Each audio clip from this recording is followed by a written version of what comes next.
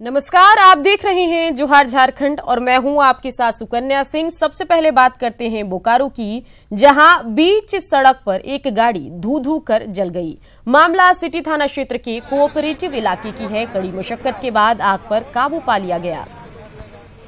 तो तस्वीरें बोकारो से आपको दिखा रहे हैं, जहां देखिए कि कैसे बीच सड़क पर गाड़ी धू धू कर जली। राहत की बात यह रही कि इस पूरे घटनाक्रम के बाद फायर ब्रिगेड की टीम ने मुस्तैदी दिखाई और कड़ी मशक्कत के बाद इस आग पर काबू पा लिया गया। मामला सिटी थाना क्षेत्र के कोऑपरेटिव इलाके का है। दिवाली की रात पाकुड़ में एक ट्रक में आग लग गई। घटना नगर थाना के कब्रिस्तान के पास की है, जहां जूता, चप्पल और सर्दी के कपड़े से लदे ट्रक में पटाखे की चिंगारी से आग लग गई। सूचना मिलते ही दमकल की गाड़ियां मौके पर पहुंची। काफी मशक्कत के बाद आग पर काबू पाया गया, लेकिन तब तक लाखों का माल खाक हो चुका था।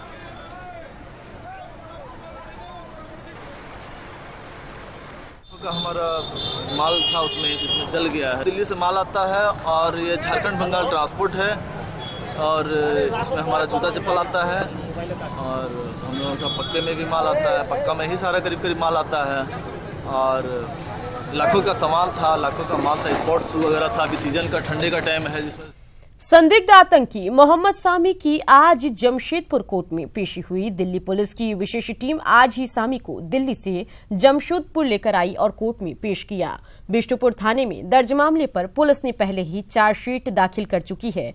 अब आरोप गठन के बाद ट्रायल की प्रक्रिया शुरू होगी। चूंकि गैर जमानतीय मामलों का ट्रायल सीजीएम कोर्ट में नहीं होता है, इसलिए मामला सेशन कोर्ट के सुपुर्द हो गया। जमशेदपुर के धतकीडी के रहने वाले मोहम्मद सामी को दिल्ली पुलिस की स्पेशल ब्रांच ने 2016 में हरियाणा से गिरफ्तार किया था। सामी की गिरफ्तारी कटकी के बयान के आधार पर हुई। कटकी को दिल्ली पुलिस ने उड़ीसा में अलकायदा का शिविर चलाने के आरोप में गिरफ्तार किया। कटकी का जमशेदपुर आना जाना था, जहां वो युवाओं को अलकायदा से जोड़ने के लिए काम करता था।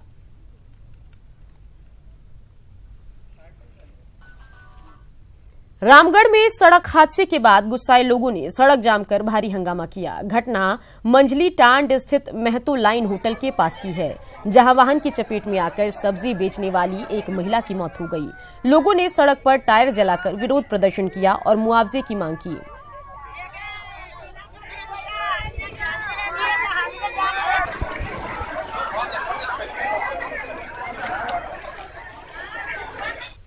लोकसभा और विधानसभा चुनाव को लेकर सीएम रघुवर दास ने बड़ा बयान दिया। उन्होंने कहा कि देश में लोकसभा और राज्यों के विधानसभा चुनाव एक साथ हो। उन्होंने संकेत दिए कि झारखंड की बीजेपी इसके लिए तैयार है। उन्होंने विपक्षी गठबंधन पर निशाना साधते हुए एक बार फिर उसे ठगबंधन करार दिया। उन्होंने कहा कि गरीबों के लिए अगले चरण में 27,000 घर बनेंगे। इसके लिए जगह की पहचान कर ली गई। साथ ही उन्होंने कहा कि रांची के रनपास के पास 23 एकड़ जमीन में टाटा कैंसर अस्पताल बनाएगी। ये कोशिश है कि हम ये 2020 में ही इस वादा को पूरा करें। एक ऐसा झारखंड हम बनाए जहां चाहे शहरी क्षेत्र की ग्रामीण मेरी जनता हो, चाहे ग्रामीण क्षेत्र की जो गरीब जनता, कोई बेघर ना रहे। इस सोच के साथ, इस संकल्प के साथ हमारी सरकार काम कर रही है। और पिछले दिनों आपने देखा होगा कैबिनेट में हम लोग ने निर्णय लिया कि जो शहरी क्षेत्र के, जो हमारी स्लम क्षेत्र में, जो झुग्गी झोपड़ी में जो हमारा गरीब जनता रहता, उनके लिए 1.5 लाख से ज़्यादा हम लोग ने कैबिनेट में निर्णय लिया, जिसमें जमशेदपुर में 27,000 गरीब जो बेघर हैं उनको घर बनाने का काम सरकार करेगी।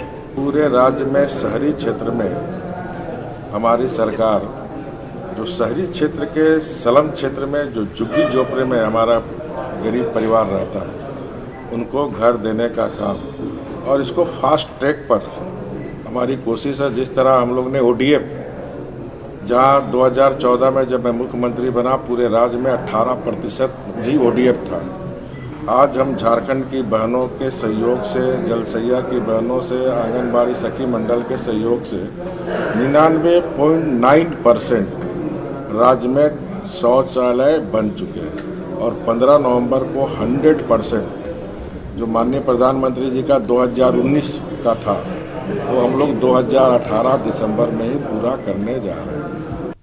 झारखंड सरकार ने लोकहित में निर्णय लिया कि भूमिहीन को जमीन आवंटित किया जाए, लेकिन अब इस काम में भी काफी ढिलाई बरती जा रही है। राजस्व और भूमि सुधार विभाग के पास मुकम्मल आंकड़े ही नहीं है कि कितने भूमिहीनों को जमीन दिया गया, जबकि तेजी से बंदोबस्ती का निर्देश सरकार ने करीब 1.5 साल पहले ही दिया था।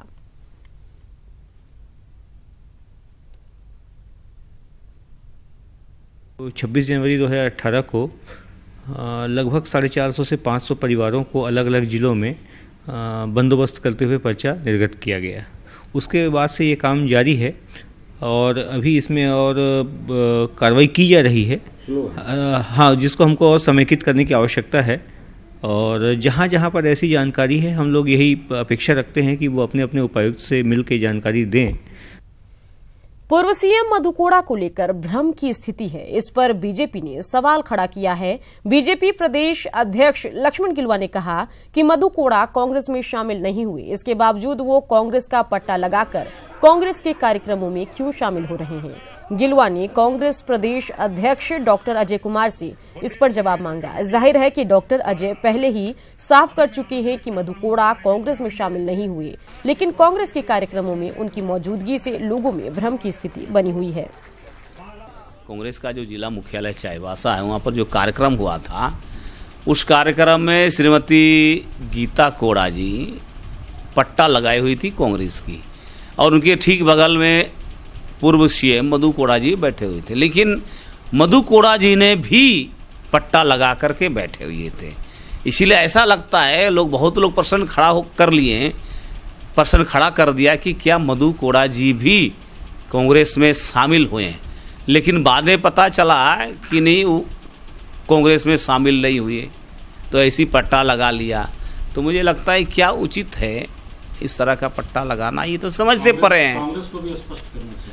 ये मुझे लगता है कि एक तरफ तो बोलता पट्टा भी लगाता अपने गले पर और मधु कोड़ा जी बोलते हैं कि कांग्रेस हम शामिल नहीं हुए हैं, तो कहीं ना कहीं कांग्रेस के प्रदेश अध्यक्ष को यह बिल्कुल क्लियर करना चाहिए कि श्रीमती गीता कोड़ा के साथ साथ पूर्व सीएम श्री मधु कोड़ा भी कांग्रेस पार्टी में ज्वाइन कर लिए हैं क्या।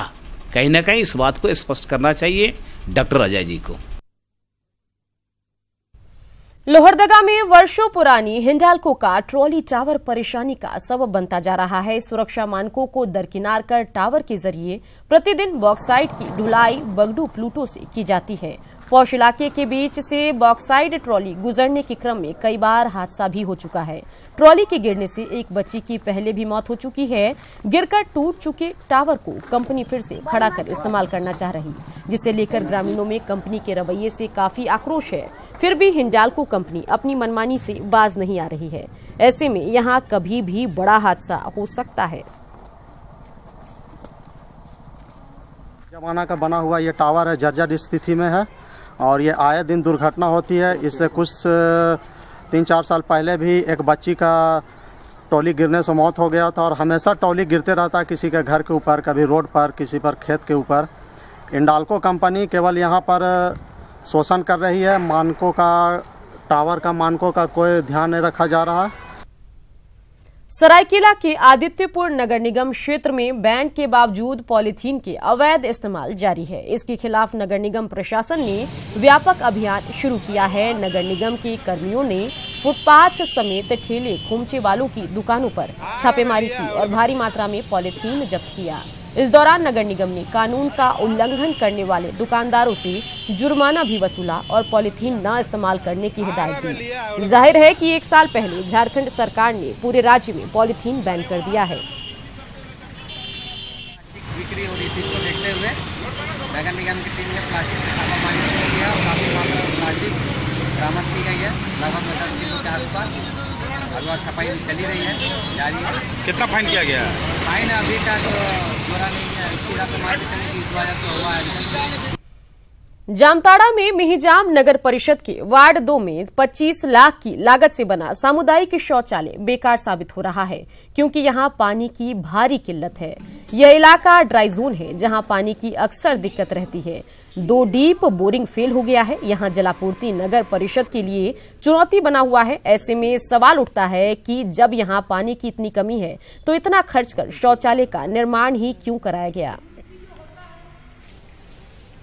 में आपका सप्लाई वाला पानी को भी लाइन दिया गया, थोड़ा देर देता है तो काम चल जाएगा। इसमें टंकी भर जाता है, जो लाइन देता है उसका बाहर में कोई लाइन नहीं है, डायरेक्ट टंकी में ही जाता है पानी। नहीं, बाहर से आदमी आते हैं। वार्ड 2 में जो हमारा मिहिजाम वाटर सप्लाई है उससे उसको पानी कनेक्शन दिया गया है। वो पूरा एरिया जो है ड्राई जोन के रूप में है। वहाँ 2 बार बोरिंग हुई है और बोरिंग सक्सेस नहीं होती है, लेकिन वैकल्पिक रूप में वहाँ एक कुआं है, उसमें हम लोग समरसेबल पंप लगा करके उसको कनेक्ट करते हैं, जिससे उसको बेहतर पानी मिल जाएगा वैकल्पिक सोर्स के रूप में। साहेबगंज में हाल में प्रोन्नति पाए 32 सहायक अवर निरीक्षकों को प्रशिक्षण देकर जल्द ही थानों में पदस्थापित किया जाएगा। सहायक अवर निरीक्षक को अनुसंधान की प्रक्रिया, आईपीसी की धाराओं, केस डायरी लिखने समेत कई कानूनी पहलुओं की जानकारी दी जा रही है। वरीय पदाधिकारियों नव प्रोन्नत पदाधिकारियों को कानूनी और व्यवहारिक पहलुओं की जानकारी दे रहे हैं।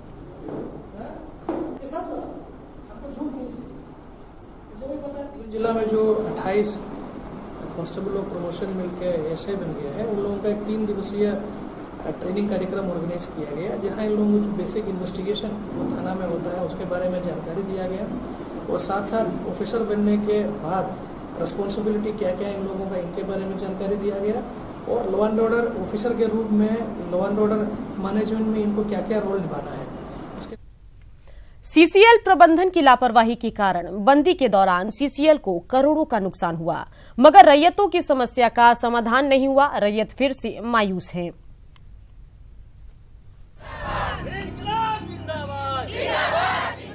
नौकरी और मुआवजे की मांग को लेकर केदला प्रक्षेत्र के रैयत लंबे समय से आंदोलन कर रहे हैं। इस बार भी रैयतों ने सीसीएल प्रबंधन के खिलाफ 1 सप्ताह तक आंदोलन किया। इस दौरान केदला के कोयला उत्पादन पूरी तरह ठप हो गया। जीएम कार्यालय में चली वार्ता के बाद आंदोलन समाप्त हुआ, लेकिन समस्या का समाधान होता नहीं दिख रहा है।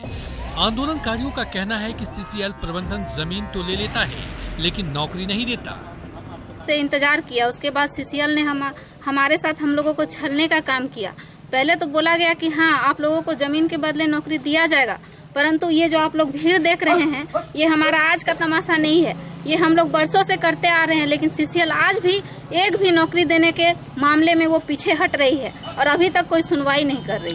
केदला कोरियरी में रजवार जाति के लोग रहते हैं और वो ही असली रैयत हैं, लेकिन सीसीएल प्रबंधन की लापरवाही की वजह से रजवार जाति की जमीन का दूसरे समुदाय के लोगों ने नकली कागजात बनवा लिए और नकली कागज के आधार पर नौकरी कर रहे हैं, जिस वजह से रजवार जाति के कई लोगों को नौकरी नहीं मिली।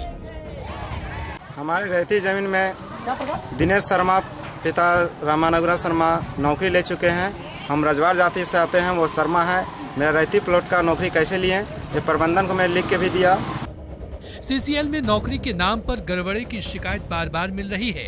इन गड़बड़ियों को लेकर कई बार आंदोलन हो चुके हैं। केदला में रजवार रैयत भी फर्जी लोगों को मिली नौकरियों की जांच की मांग कर रहे हैं। पुराना मामला है और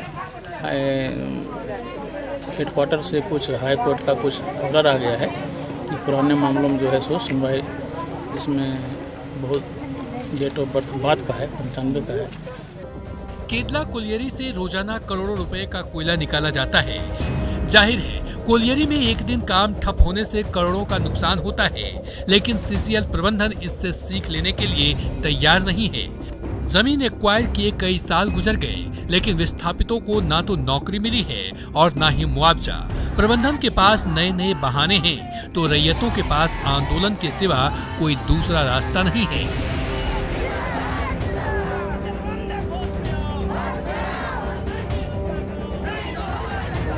जयंत, न्यूज़ 18, रामगढ़।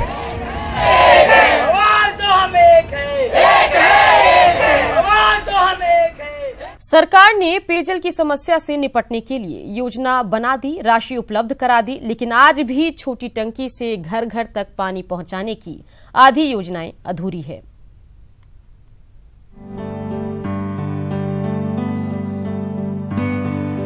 गुमला के ग्रामीण इलाकों में पेयजल की समस्या को दूर करने के लिए सरकार ने सोलर लाइट से संचालित छोटी पानी टंकियों के माध्यम से जलापूर्ति की योजना बनाई गई। 2016-17 में 212 योजनाओं पर काम शुरू हुआ, लेकिन आज भी 50% योजनाएं अधूरी हैं। लोगों को आज भी चापाकल का ही आसरा है। यहाँ का अथी जो बन जाता टंकी होला अच्छा से होला, यहाँ का गाँव का आदमी का सुविधा होता पानी पिए के लिए। और यहाँ आधा गाँव पानी पिए ना चापा नल से, और यहाँ टंकी आज तक नींव कंप्लीट हुई है, बनेगा कहीं कहीं बनाते हैं, इसने छोड़ देंगे। कई योजनाएं अधर में हैं, लेकिन जिला के उप विकास आयुक्त को सब कुछ ठीक ही दिखता है।